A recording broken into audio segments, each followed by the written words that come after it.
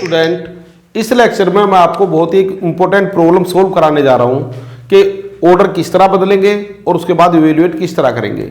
लेकिन इस लेक्चर को ठीक से समझने के लिए जो इससे पहला लेक्चर मैंने डाला हुआ है यूट्यूब पर, आप उसको जरूर देखिए। अगर आप इसको डायरेक्ट देखेंगे तो हो सकता है कुछ चीज़ें उसमें मिसिंग रह जाएं, क्योंकि मैं यहाँ पर मैं उसको रिपीट नहीं करूँगा, लेकिन इसके डिस्क्रिप्शन में मैं आपको लिंक प्रोवाइड कर दूंगा। चलिए तो मैं क्वेश्चन स्टार्ट करता हूँ। क्वेश्चन है change the order of integration of this, limit है 0 to a x² upon a to a minus x, और इसके बाद ये इंटीग्रल करना मुझे किसका, x इंटू वाई का। और जब ये ऑर्डर चेंज हो जाए, मतलब इंटीग्रल कब करना है, चेंज करने के बाद, change the order of this integration and then we have to evaluate this. तो क्वेश्चन आप ध्यान से देख लीजिए। तो सॉल्यूशन में मैं इसके में सबसे पहले इस इंटीग्रल को मैंने नाम दे दिया i। क्या नाम दे दिया इसको, i। क्या होगा ये, it is 0 to a x² upon a to a minus x y dy dx। अब आपको इसमें सबसे पहला काम क्या करना, इसमें रीजन नहीं दिया गया, इंटीग्रल ही दे दिया डायरेक्ट। जो मैंने लेक्चर नंबर 1 लिया था, इसका जो पहला लेक्चर इसमें बताया है, उसमें रीजन दिया गया था, यानी उसमें लिमिट भी मैंने लिखी और उसके बाद ऑर्डर चेंज किया। तो यहां पर कम से कम आपको रीजन के बारे में कहानी ना बताकर डायरेक्ट आपको लिमिट दे दी, तो रिवर्स हो गया मेथड। अब लिमिट को देखकर रीजन बनाएंगे। तो पहले लिमिट आइडेंटिफाई करो। अगर ये लिमिट आपकी x में लिखी हुई है, तो जैसा आपने प्रीवियस लेक्चर देखा था उसके अकॉर्डिंग ये वैल्यू किसकी रही होंगी, y की। भाई अगर लिमिट आपकी फंक्शन ऑफ x है तो ये y की वैल्यू रही होंगी, और ये आपकी क्या रही होंगी, अगर ये y की वैल्यू है तब तो कोई क्वेश्चन ही नहीं बचा, ये रहा होगा x। इसका मतलब आपका रीजन किससे बाउंड है, रीजन इज बाउंडेड बाय, जो रीजन आपका बाउंड है, जो एड्रेस है, ये तो हो गया x इक्वल टू 0, इसको कह दिया मैंने फर्स्ट, और ये हो गया x इक्वल टू a, इसका नाम हो गया सेकंड। अगर आप कॉन्सेप्ट जान गए इसका, तो ये हमारी हो गई पैरेलल, क्या हो गई, सॉरी, ये हमारी हो गई लाइंस, दो स्ट्रेट लाइन हो गई, लाइंस पैरेलल टू x के लिए वैल्यू दी गई है पैरेलल टू y एक्सिस। इसका मतलब आपका रीजन इन दोनों लाइन के बीच में रहा होगा। इसके बाद next y equal to x² upon a, और y इक्वल टू कितना 2a माइनस x। जरा इसको ठीक से लिख लेता हूं, ये आ गया x² ay पैराबोला, और इसको भी ठीक से लिख लेता हूं, इसको नाम दे दो आप थर्ड, तीसरी इक्वेशन। इसको लिखा मैंने x plus Y equal to 2a, जिससे मैं इसको आराम से ट्रेस कर पाऊं, और ये आ गया x अपॉन 2a और y अपॉन 2a। आप चाहें तो डायरेक्ट भी ट्रेस कर सकते हैं, वो उसमें कोई प्रॉब्लम नहीं है। मुझे ऐसा आसान लगता है तो मैंने इस तरह लिख लिया इंटरसेप्ट फॉर्म में। और ये किसका एड्रेस है, ये हमारे हो गए एंड पॉइंट्स, किसके, एंड पॉइंट्स ऑफ स्ट्रिप्स, यानी ये हमारे क्या हो गए, and points of the strip. वास्तव में ये कर्व की इक्वेशन है। इक्वेशन किसकी है, ये equation of curves where end points of strips lie, जहां लाई करते हैं, ठीक है, जहां लाई करते हैं वो हमारे पास, यानी ये इसका लोअर एंड रहा होगा और ये कर्व उसकी अपर एंड रही होगी। चलिए इसको दिमाग में रखते हुए अब मैं रीजन बनाने जा रहा हूं। तो अवर रीजन पहले मैंने बना दिया यहां पर y एक्सिस, और इसके बाद मैंने ले लिया x एक्सिस। तो पहले मैं यहां पर बनाने जा रहा हूं रीजन। क्या बनाने जा रहे हैं, रीजन। चलिए तो रीजन को बनाने के लिए सबसे पहले आपके पास दो स्ट्रेट लाइन है।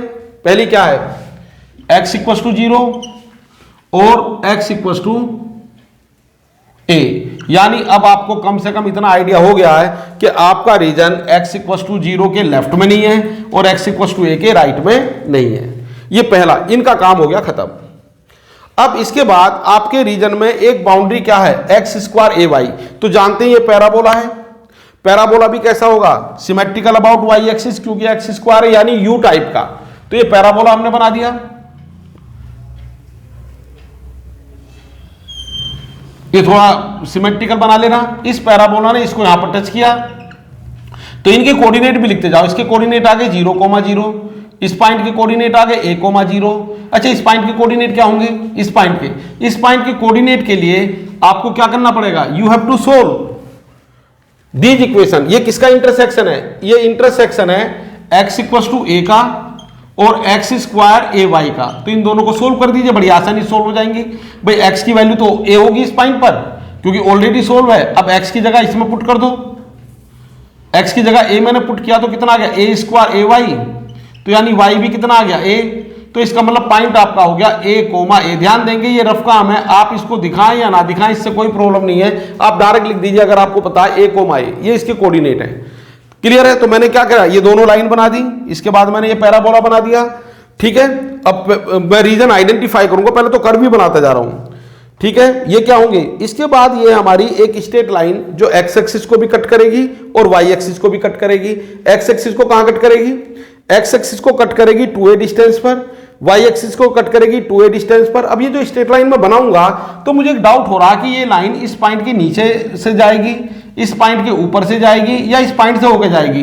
तो बना तो सकते हैं क्योंकि रफ डायग्राम है, तो आप इसके लिए एक काम करते हैं, हम ये चेक कर लो ये a कोमा a इसको सेटिस्फाई करता है नहीं। तो मैंने देखा कि a कोमा a इस इक्वेशन को सेटिस्फाई करता है। x को a लिखा, y को a लिखा, कितना आ गया? 2a। इसका मतलब जो भी लाइन बनेगी वो इसको क्या करेगी? कट करके जाएगी, इस पॉइंट से होकर जाएगी। तो ये x एक्सिस थोड़ा सा बढ़ा दिया मैंने, तो लाइन आप इस तरह बना दो। वैसे रफ लाइन ही बना रहा हूं, आप थोड़ा सा मेजरमेंट लेके बनाएंगे तो ज्यादा अच्छा रहेगा। तो ये हमारे पास लाइन आ गई, ये 2a डिस्टेंस 2a कोमा 0, और इधर भी कितना आ गया? ये आ गया 2a डिस्टेंस यानी 0 कोमा 2a। ठीक है, अब मैंने ये चारों कर्व बना दी, मैंने ये दोनों लाइनें बना दी, मैंने ये पैराबोला बना दिया, मैंने ये स्ट्रेट लाइन बना दी। अच्छा, स्ट्रेट लाइन अगर आप डायरेक्ट बनाएंगे तो हो सकता है गलती से इस पॉइंट से नीचे बन जाए, हो सकता है इस पॉइंट के ऊपर बन जाए, लेकिन ये पास इस पॉइंट से होगी, ये मैंने पहले वेरीफाई कर लिया।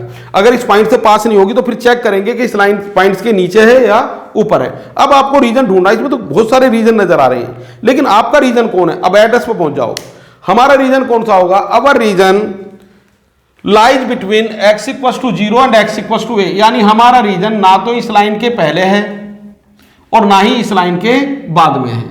चलो इतना हिंट तो मुझे मिल गया। तो जब भी मैं रीजन अपना ढूंढूंगा वो इन दोनों लाइन के बीच में ढूंढूंगा। अब इस लाइन के बीच में ढूंढूंगा, ये भी रीजन है, ये भी एक रीजन है, ये भी एक रीजन है, ये भी एक रीजन है। कौन सा रीजन मेरे फेवर में है? तो इसके लिए अब मैं यूज करने जा रहा हूं थर्ड और फोर्थ का। ध्यान देंगे हमारे रीजन में एक स्ट्रिप भी बनी हुई है, मैजिक स्ट्रिप, उसका लोअर एंड टच करता है हमारी बाउंड्री पर। तो लोअर एंड कहां टच कर रहा होगा? ध्यान देंगे पैराबोला पर। भाई मैंने बताया ना, ये क्या इक्वेशन ऑफ द कर्व है जहां एंड पॉइंट हमारे स्ट्रिप के लाई करते हैं। यही तो तरीका बताया था आपको बाउंड करने का प्रीवियस लेक्चर में। तो लोअर एंड कहां टच करता है? पैराबोला पर, ये बना दीजिए। और अपर एंड कहां टच करता? स्ट्रेट लाइन पर, तो ये बना दीजिए। अब ये हमारी बन गई स्ट्रिप। अब इस स्ट्रिप को क्या करेंगे आप? जहां आपको ये पता था कि हमारा रीजन क्या करता है, इन दोनों लाइन के बीच में है, इसको मूव करा दीजिए यहां से यहां तक। और जैसे ही आप इसको मूव कराएंगे कहां तक? x इक्वल टू 0 से लेकर x इक्वल टू a तक, तो ये वाला रीजन आपका कवर हो जाएगा। ये तो यही हमारा रीजन R है। क्या है ये? It is region R। बात समझ पा रहे हैं? तो रीजन R आपने आइडेंटिफाई कर लिया। लेकिन अब प्रॉब्लम क्या है यहां पर? प्रॉब्लम यह है कि मुझे ये लिमिट जो लिखी हुई थी इसको देखकर मैंने इस एड्रेस को देखकर मैंने अपना रीजन ट्रेस कर दिया, लेकिन मुझे क्वेश्चन अभी सोल्व नहीं करना। इन्होंने कहा कि ये इंटीग्रल को डायरेक्ट तो सोल्व करना ही नहीं है, मुझे पहले क्या करना है? इसका ऑर्डर बदलना है, और ऑर्डर बदलने के बाद मुझे इस क्वेश्चन को सोल्व करना है। तो अब इसके बाद आप हेडिंग डाल दीजिए चेंज ऑफ ऑर्डर, यानी पहले इस एड्रेस को बदलो आप, कि इस एड्रेस को तरीका चेंज करो इसको लिखने का। तो ये होगा हमारे पास चेंज ऑफ ऑर्डर। चलो यहां को बना देता हूं मैं, change of order, change of order किस तरह बनाएंगे? चलो इसकी तो मुझे जरूरत नहीं है, इसको मैं मिटा देता हूं, थोड़ी जगह कम रह जाएगी, तो इसलिए मैंने इसको यहां पर रब कर दिया, और ये वाली स्पेस का भी मैं यूज करूंगा। अब चेंज ऑफ ऑर्डर के लिए आप करेंगे क्या? मैं इसमें भी चेंज ऑफ ऑर्डर कर सकता हूं डायरेक्ट, जैसे बुक में किया गया, लेकिन आप अलग से बनाइए, थोड़ा समझ में ठीक से आएगा। एग्जाम में आप चाहें तो इसी डायग्राम में ऑर्डर को बदल सकते हैं। तो आप करेंगे क्या कि इस डायग्राम को एज इट इज बना दीजिए, सिर्फ एक चीज मत बनाइए, क्या? स्ट्रिप। तो आपका रीजन कहां था? 0 और a के बीच में, ये बना दिया मैंने। क्लियर है? और इस रीजन में क्या होगा? आपके पास एक पैराबोला था, वो भी मैंने बना दिया। इसके कोऑर्डिनेट क्या थे? a, a। इसके कोऑर्डिनेट क्या थे? a, 0। इस स्ट्रिप में एक आपकी स्ट्रेट लाइन भी है, ये मैंने बना दी स्ट्रेट लाइन, और इसके कोऑर्डिनेट क्या थे 2a, 0, इसके कोऑर्डिनेट क्या थे 0, 2a, और रीजन क्या था आपका रिक्वायर्ड रीजन वाज, ये था आपका ये, ठीक है। तो यहां पर मैं लिख भी देता हूं, इनको नाम दे दो आप O, ये बीच में को नाम दे दिया A, इसको नाम दे दो B, इसको नाम दे दो चलो स्ट्रिप के एंड को C, और इसको नाम दे दिया D। फ्रॉम डायग्राम क्या था ये region OABCD closed, be required region. चलिए अब इस रीजन को मैं दूसरे तरीके से लिखने जा रहा हूं, ठीक है। अब मैं क्या करूंगा, इसका एड्रेस में बदलने वाला हूं। तो एड्रेस बदलने का तरीका क्या है, लेफ्ट में मैं इंटीग्रल लिखूंगा। अब मैं इसको हटा ही देता हूं, इसकी मुझे कोई रिक्वायरमेंट नहीं है, और उसके बाद ये क्वेश्चन में सोल्व करूंगा, मतलब इंटीग्रल करूंगा। तो बताइए अब रीजन किस तरह बाउंड होगा। आप तो पहले कर रहे थे पैरेलल टू वाई एक्सिस, लेकिन अब मुझे क्या करना पैरेलल टू एक्स एक्सिस। तो रीजन कहां बाउंड हो गया, y इक्वल टू 0 से लेकर कहां तक, y इक्वल टू 2a तक। क्लियर है, y इक्वल टू 2a तक। इसके बाद आपके रीजन में क्या बनी हुई है, एक स्ट्रिप। चलिए स्ट्रिप भी बना देता हूं, ये रही क्या बनी हुई है स्ट्रिप। अब इस स्ट्रिप का लोअर एंड कहां टच करता है, इस स्ट्रिप का लोअर एंड कहां टच करता है, जानते देखो इस स्ट्रिप का लोअर एंड टच करता है आपका एक्स एक्सिस पर, सॉरी वाई एक्सिस पर, यानी x इक्वल टू 0, और अपर एंड कहां टच करता है भाई। आप अगर आपने रीजन बाउंड किया पैरेलल टू एक्स एक्सिस, तो स्ट्रिप भी पैरेलल टू एक्स एक्सिस बनेगी, और ये वाला एंड कहां लाई करता है, इसका ये लाई करता है पैराबोला पर। पैराबोला का मतलब X square equal to A Y, यानी कुल मिला के आपको यहां से x की वैल्यू निकालनी है। तो x कितना आ गया √AY, ध्यान देंगे x एक्सिस के ऊपर है तो प्लस में होगा, ठीक है। अब एक तरीका था कि आपको इस स्ट्रिप को मूव कराना है, कहां से कहां तक, यहां से लेकर यहां तक मूव कराते जाइए। आपने इसको मूव कराते गए, लेकिन जैसे ही आप पहुंचे किस पर, point of intersection of parabola and straight line, मैं इनके नाम भी लिख देता हूं, क्या था इसका नाम O, बीच में कोई एक नाम ले लिया था मैंने A, ये चलो कह दिया B, और यहां कहीं को कह दिया था C, एक पॉइंट कह दो D। तो ये हमारा रीजन था OABCDO। तो जैसे ये स्ट्रिप हमारी पॉइंट बी पर पहुंची कोई प्रॉब्लम नहीं आई, लेकिन जैसे ही बी से ऊपर पहुंची तो इस स्ट्रिप की एक अलग ही कहानी हो गई। क्या कहानी हुई, इस स्ट्रिप का जो लोअर एंड है वो कहां रहा, वो लोअर एंड तो मेरा अब भी कहां पर है, वो लोअर एंड है वाई एक्सिस पर, यानी x इक्वल टू 0, लेकिन इसका जो अपर एंड है वो अपर एंड ने क्या किया कि अपना रास्ता बदल दिया। ऐसा होता है ना कि जैसे मान लीजिए आपको ऐसा मान लेते हैं दिल्ली से लखनऊ जाना है, तो आपने क्या किया कि एक हाईवे पकड़ा हुआ है, ये वाला पैराबोला वाला, चलते चले गए, लेकिन बीच में आ गया कानपुर। अब कानपुर के बाद अगर आपने इसी को पकड़े रखा तो पता चला कि आप इस पर चलते जा रहे हैं और ये रीजन भी आपके पास आ गया, तो जो आपका था ही नहीं, क्योंकि आपकी स्ट्रिप तो यहां पहुंच जाएगी। स्ट्रिप की नेचर क्या है कि वो अपने रीजन की बाउंड्री को नहीं छोड़ती। तो आपको ये बताना पड़ेगा कि भाई जब आप बी पे पहुंच जाओ तो हाईवे चेंज कर देना, यानी पैराबोला पे मत चलना। अगर पैराबोला पे चलोगे तो ये वाला रीजन एक्स्ट्रा आ जाएगा आपके पास। देखो ये स्ट्रिप कहां तक बन जाएगी, यहां तक पहुंच जाएगी ना, और ये तो आपका रीजन है ही नहीं, आपका रीजन तो इधर मुड़ गया। तो आपको क्या करना है, इसको नहीं लेना। तो क्या करेंगे, तो आप अपना तरीका बताओ कि जैसे ही आप कहां पहुंच जाओ पॉइंट बी पर, उसके बाद ये वाली बाउंड्री छोड़ देना और किस पर आ जाओगे, ये बाउंड्री आ गई आपकी स्ट्रेट लाइन। और इसकी इक्वेशन क्या है, इसकी इक्वेशन है, क्या थी इसकी इक्वेशन, x प्लस 2y कितनी थी, it was x plus Y equal to 2a। तो यहां से फिर आप x की वैल्यू निकालो, तो x की वैल्यू कितनी आ गई, 2a माइनस वाई। तो ये हमारी हो गई इसका एड्रेस, ठीक है। अब मैं इसको बना सकता हूं, तो यहां पर लिखोगे हियर। अब आप एक स्ट्रिप काम नहीं करेगी आपकी, यानी आपके पास एक हाईवे नहीं है, आपको स्ट्रिप को घूमने के लिए आपको स्ट्रिप का जो अपर एंड है वो इस कर्व को छोड़कर इसके बाद स्ट्रेट लाइन पर आ जाएगा। तो मैं ये बात भी लिख देता हूं, हियर रीजन इज डिवाइडेड। चलो यहां पर ये पार्ट हमारा डिवाइड हो गया, तो इसको नाम भी दे देता हूं ई। तो क्या करेंगे, here region is divided, change of order के लिए लिख रहा हूं मैं, हियर रीजन इज डिवाइडेड, कितने पार्ट में डिवाइड हो गया, डिवाइडेड इनटू टू पार्ट्स। वो पार्ट कौन कौन से हैं? वो पहला पार्ट है मेरा ओ ए बी, ध्यान देंगे ओ ए बी ई ओ। इसमें तो स्ट्रिप एक स्ट्रिप काम की है, यहां तक स्ट्रिप हमारी एक ही चली, यानी लोअर एंड किस पर रहा, वाई एक्सिस पर, और अपर एंड किस पर रहा, पैराबोला। लेकिन जैसे पॉइंट बी के ऊपर चले तो आपका रीजन आ गया, यहीं से स्टार्ट कर देता हूं, ई बी डी ई। इसमें क्या हुआ, लोअर एंड किस पर रहा, वाई एक्सिस, और अपर एंड कहां पहुंच गया, स्ट्रेट लाइन पर। क्लियर है? इसका मतलब ये जो आपका इंटीग्रल था आई, इसके दो पार्ट आपको करने पड़ेंगे। पहला आ गया रीजन हमारा कौन सा, O A B E O, X Y D Y D X, और दूसरा रीजन आ गया मेरे पास कितना, E B D E B, और कितना आ गया ये डी ई, ठीक है, ई बी डी, ठीक है। और ये कितना आ गया मेरे पास, एक्स वाई। से नाम से कोई प्रॉब्लम नहीं है, आप कुछ भी लिख सकते हैं। अच्छा, यहां पर अगर डी वाई डी एक्स दिया गया था तो बस इतना और कर दें, अगर क्वेश्चन में डी वाई डी एक्स है तो डी एक्स डी वाई कर दें। लेकिन अभी ऑर्डर चेंज नहीं हुआ है, आपको ये तो पता चल गया कि इसके दो पार्ट होंगे। अब दोनों पार्ट का एड्रेस आप, मतलब ये एड्रेस आप सिंगल एड्रेस से काम नहीं चलेगा, आपको इसका एड्रेस दो पार्ट में बताना पड़ेगा। बी पॉइंट तक अलग एड्रेस है और बी के पास थोड़ा सा एड्रेस अलग है। तो ये रीजन हमारा y इक्वल टू 0 से 2a तक था, लेकिन इसके बाद तो रीजन हमारा चेंज हो गया था। तो यहां पर इस लाइन की क्या होगी, y की वैल्यू a है तो ये हो गया y इक्वल टू a।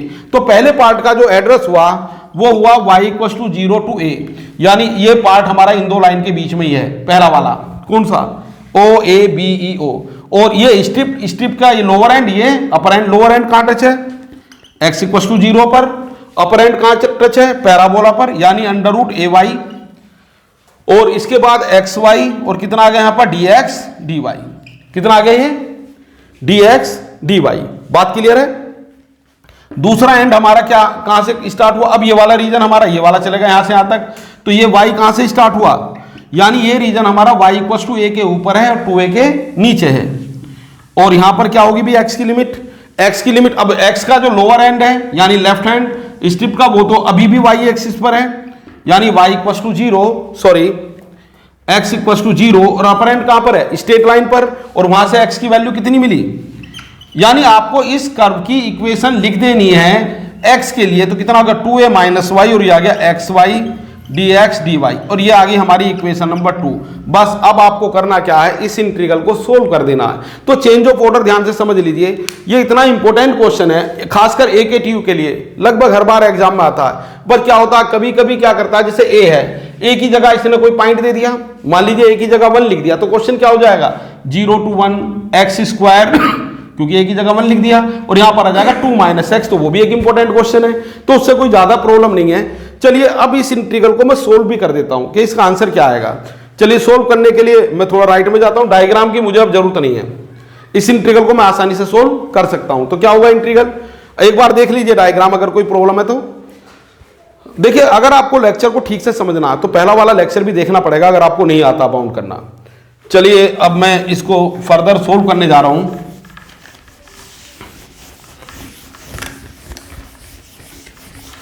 हाँ जी, तो प्रॉब्लम क्या बनी हमारी ये,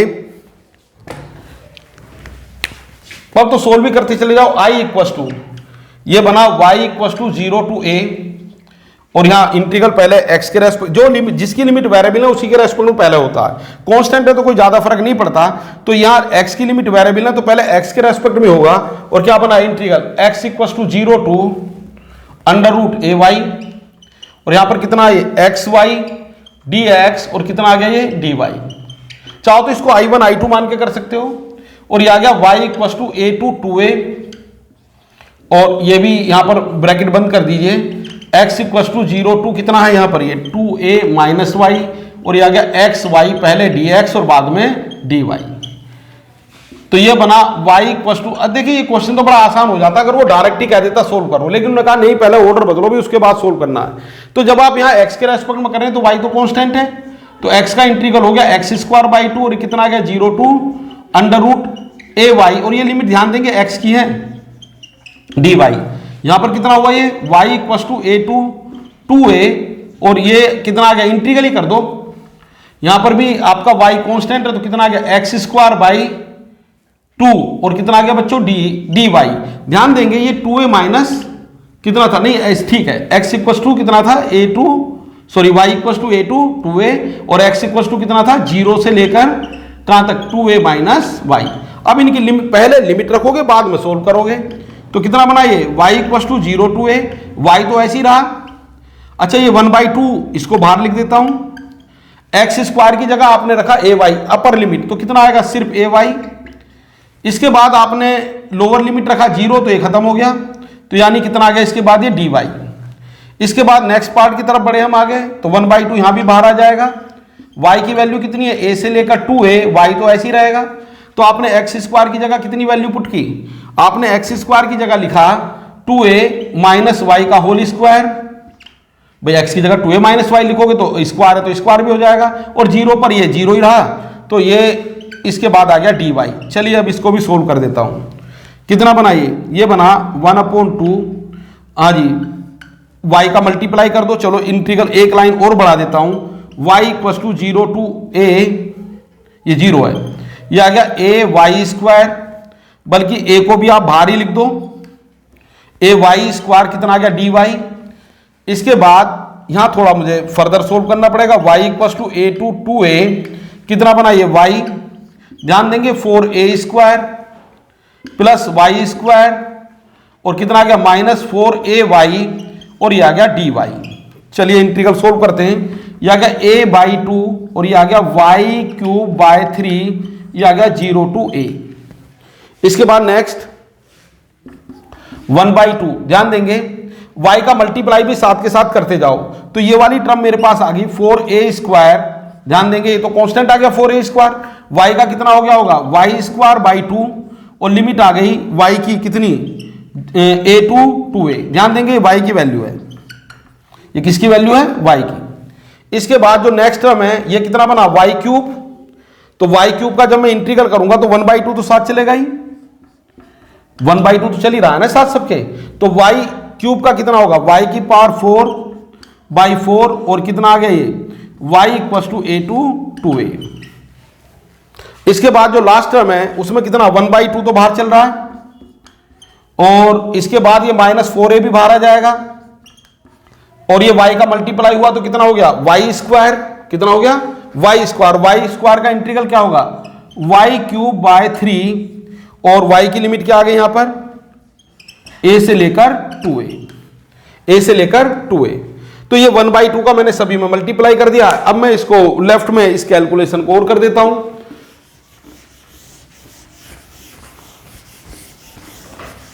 कैलकुलेशन एक बार चेक कर लीजिए तो कितना बना ये i मेरे पास बना, ध्यान देंगे a/2।